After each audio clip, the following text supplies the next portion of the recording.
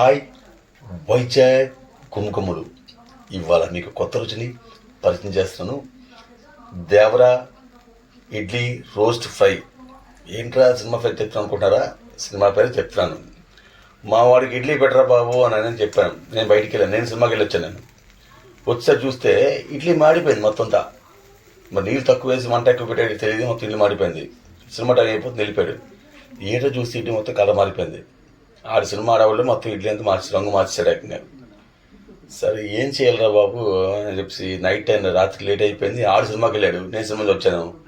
ఏం చేయాలని చెప్పేసి లాస్ట్కి ఏం చేశానంటే ఇడ్లీని వెరైటీగా ఇలా చేస్తే ఎలా ఉంటుంది అని ఆలోచన వచ్చింది. చేశాను, సూపర్గా ఉంది, మీరే చూడండి. నుంచి ఆడు సినిమా నుంచి వచ్చాడు. Daddy cinema super, daddy cinema చాలా బాగుంది డాడీ అని అన్నాడు. ఓకేరా ఇది తిను. ఇదేంటి దేవరా ఇడ్లీ రోస్ట్ ఫ్రైరా? అదే డాడీ సినిమా పేరు చెప్పాను. అవునరా సినిమాకి వెళ్ళి వచ్చాను, నాకు ఐడియా వచ్చింది.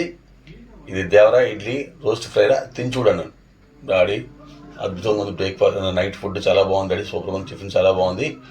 అక్కడ సినిమా తిరిగిపోయింది, మీ టిఫిన్ తిరిగిపోయింది డాడీ అన్నాడు. థ్యాంక్ యూ రా నాన్న. అందుకే దేవరా ఇడ్లీ రోస్ట్ ఫ్రై.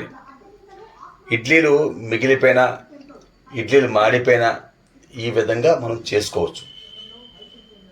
ఎలాగంటే చక్కగా నీట్గా కరివేపాకు, చిన్న కొత్తిమీర, ఉల్లిపాయలు, పచ్చిమిరపకాయలు, కొంచెం జీలకర్ర, అలాగే కొంచెం మినపప్పు, ఆవాలు పెట్టుకోండి, రెడీ చేసి ఉంచుకోండి.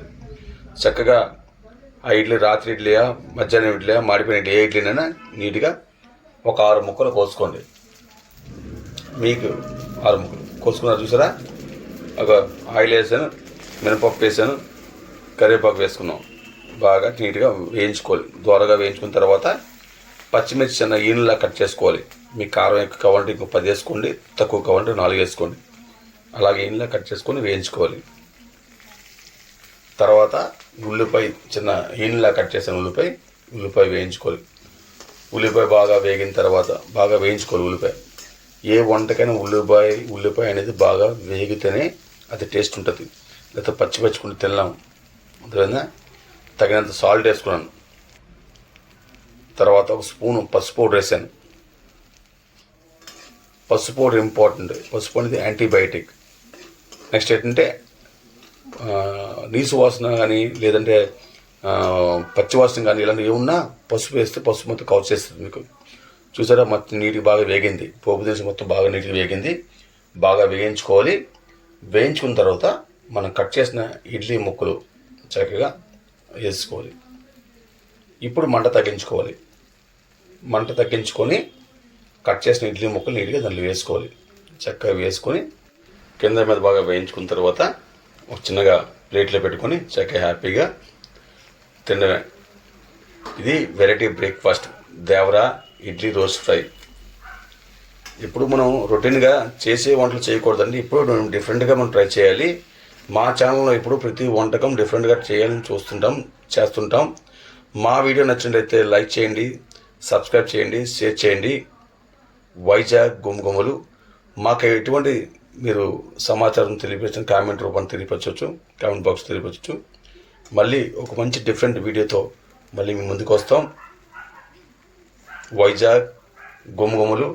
మా ఛానల్ ఇంతకుముందు వీడియో సబ్స్క్రైబ్ చేసుకోకపోతే సబ్స్క్రైబ్ చేసుకోండి. చెప్పడం మర్చిపోయాను, చాలామంది ఈ మిగిలిపోయిన ఇడ్లీని బాగా పౌడర్లా చేసి ఉప్మా తాలింపు పెడతారు. ఉప్మా తాలింపు వేరు, ఇది వేరే. దీనికి చాలా వేరియేషన్ ఉంటుంది. టేస్ట్ ఇది అదిరిపోద్దండి మీకు. సూపర్. ట్రై చేయండి, మీరు ట్రై చేయండి. వైజాగ్ గుమగుమలు.